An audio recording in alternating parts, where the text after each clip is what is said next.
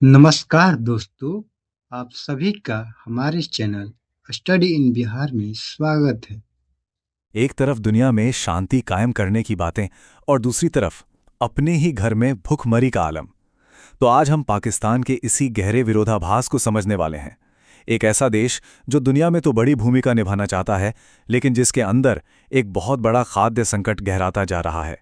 ये जो पुरानी कहावत है ना, ये पाकिस्तान की आज की हालत पर बिल्कुल फिट बैठती है। सोचिए, एक तरफ तो वो ईरान और अमेरिका के बीच सुलह कराने की कोशिश कर रहा है, और दूसरी तरफ उसी के देश में करोड़ों लोग दो वक्त की रोटी के लिए तरस रहे हैं। तो आज हम इसी उलझी हुई तस्वीर को समझने की कोशिश करेंगे। देखिए, दुनिया के मंच पर पाकिस्तान खुद को एक मध्यस्थ, एक शांतिदूत के तौर पर पेश कर रहा है, लेकिन हाल ही में आई एक रिपोर्ट उसकी सीमाओं के अंदर की एक बिल्कुल अलग ही कहानी बताती है। एक ऐसी सच्चाई जो इस बाहरी छवि से एकदम उलट है। तो चलिए सबसे पहले जरा आंकड़ों में उतर कर देखते हैं कि यह संकट आखिर है कितना बड़ा और कितना गंभीर। 1 करोड़, जी हाँ, 11 मिलियन लोग, जो 2026 की global report on food crisis आई है, उसके मुताबिक पाकिस्तान में इतने लोग गंभीर खाद्य असुरक्षा से जूझ रहे हैं। ये कोई छोटा मोटा आंकड़ा नहीं है, ये एक बहुत बड़ी मानवीय त्रासदी की तरफ इशारा कर रहा है। और अगर हम इस 1.1 करोड़ के आंकड़े को और तोड़कर देखें तो तस्वीर और भी डरावनी हो जाती है। इनमें से 93 लाख लोग तो संकट यानी क्राइसिस की स्थिति में हैं, लेकिन 17 लाख लोग आपातकाल यानी इमरजेंसी की स्थिति में जी रहे हैं, जहां हालात बद से बदतर हैं। और इस खाद्य असुरक्षा की आग में घी डालने का काम कर रही है बेकाबू महंगाई। जरा सोचकर देखिए, जो आम सब्जियां पड़ोसी देश में 100 रुपए किलो मिल रही हैं, वही पाकिस्तान में 450 रुपए की है, मतलब 4 गुने से भी ज्यादा। ऐसे में एक आम परिवार के लिए हर दिन पेट भरना एक जंग लड़ने जैसा हो गया है। तो सवाल ये है कि आखिर पाकिस्तान इस हाल में पहुंचा कैसे? क्या वजहें थीं कि हालात इतने खराब हो गए? देखिए, यूनाइटेड नेशंस की एक रिपोर्ट बताती है कि इसके पीछे कोई एक वजह नहीं है, बल्कि ये तो कई सारी मुसीबतों का एक साथ आना है, जिसे कहते हैं ना, एक परफेक्ट स्टॉर्म। इसमें क्या क्या शामिल है? एक तो मौसम की जबरदस्त मार, कभी भयानक बाढ़ तो कभी कड़ाके की ठंड, फिर लाखों लोगों को अपना घरबार छोड़कर भागना पड़ा। ऊपर से लोगों की खरीदने की ताकत इतनी घट गई कि बाजार में सामान होने पर भी वो उसे खरीद नहीं पा रहे हैं। और रही सही कसर, कीमतों के भारी उतार चढ़ाव और 6% से ज्यादा की महंगाई ने पूरी कर दी। और इस पूरे संकट की मार हर जगह एक जैसी नहीं है। खासतौर पर बलूचिस्तान को देखिए, कि वो इलाका है जो कुदरती खजानों से तो भरा पड़ा है, लेकिन इस खाद्य संकट का सबसे ज्यादा बोझ यही प्रांत उठा रहा है।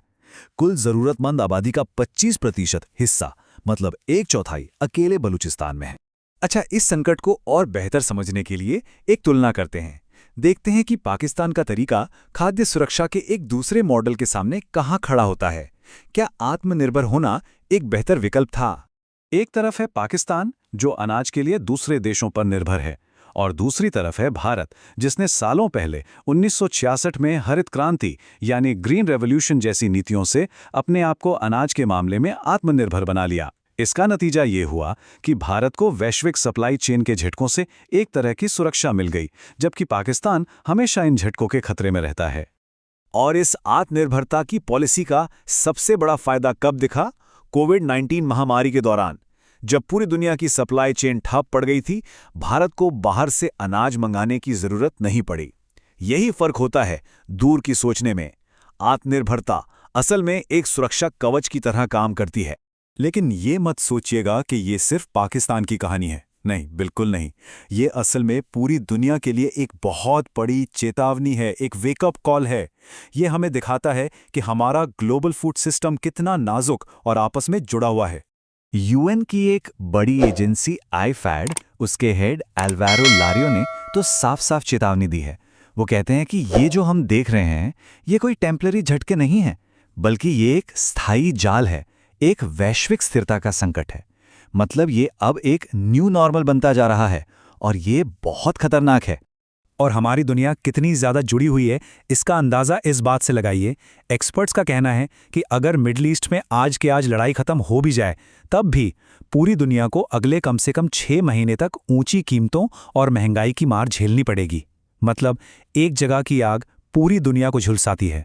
तो फिर सवाल उठता है कि इस अनिश्चित और अस्थिर दुनिया में सबसे भरोसेमंद सेफ्टी नेट, हमारा सुरक्षा कवच आखिर है क्या? देखिए, इस पूरे विश्लेषण का अंत एक बहुत ही दिलचस्प और पुरानी सीख पर होता है। वो ये कि मुश्किल वक्त में हमेशा व्यक्तिगत बचत ही काम आती है। और ये बात जितनी एक इंसान पर लागू होती है, उतनी ही एक देश पर भी। एक मजबूत अर्थव्यवस्था और भविष्य के लिए की गई प्लानिंग ही सबसे बड़ी सुरक्षा है।